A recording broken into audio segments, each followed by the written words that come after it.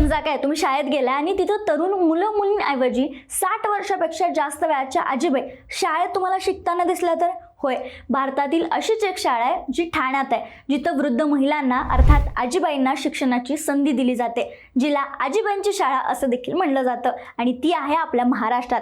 ठाण्यातील फांगणे गावात 2016 साली ही आजीबाईंची शाळा सुरू झाली आहे ग्रामीण भागातील महिलांसाठी. शिक्षक योगेंद्र वांगर यांनी ही शाळा हा उपक्रम सुरू केलाय. ते जिल्हा परिषदेचे प्राथमिक शिक्षक आहेत आणि या शाळेत ही शिकवतात.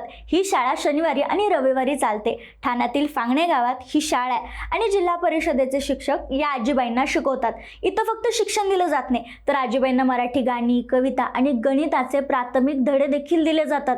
आणि या विद्यार्थिनींचं म्हणजेच आजीबाईंचं वय 60 पासून ते तब्बल 90-96 वर्षापर्यंतच्या देखील विद्यार्थिनी इथं तुम्हाला दिसून येतील. आणि शाळेचा गणवेश काय माहिती आहे, तर गुलाबी नऊवारी साडी.